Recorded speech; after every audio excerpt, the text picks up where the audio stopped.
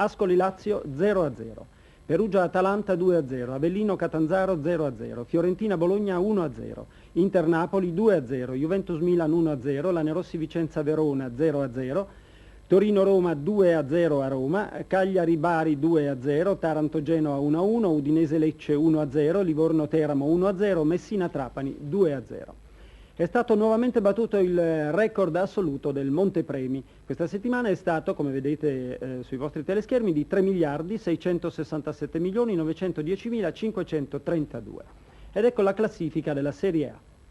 Perugia punti 10, Milan 9, Inter e Torino 8, Juventus Ascoli Fiorentina Napoli e Lazio 7, Catanzaro 6, Bologna Avellino e Lanerossi Vicenza 4, Roma e Verona 3, Atalanta 2 punti.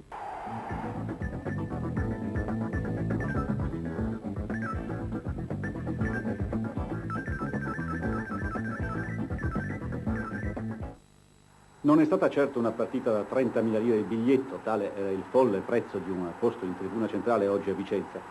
È stato questo derby veneto un incontro di poveri con la classifica poverissima, nel quale il 00 ha premiato in negativo sia veronesi che vicentini. Il Lanerossi non è più la bella squadra dell'anno scorso, ormai lo capiscono tutti. Oggi mancava Cirilli squalificato, manca da tempo Carrera, ma non sono motivi sufficienti a giustificare la povertà di gioco, la carenza di idee e l'incapacità di raggiungere la porta.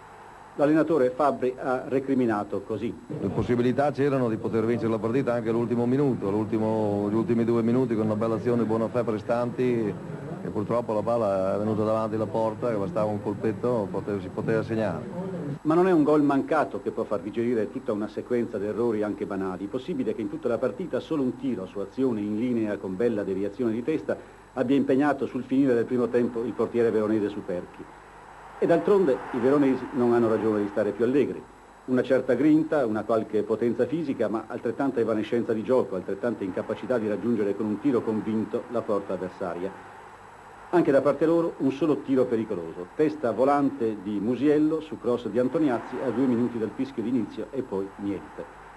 E Rossi, il centravanti della nazionale, forse non è al pieno della forma ancora, però non potrà far miracoli se attorno a lui si parla un linguaggio incomprensibile anche al suo indiscusso talento. Ridiamo la parola per concludere all'allenatore Fabbri che giustifica così la prestazione della giovane stella.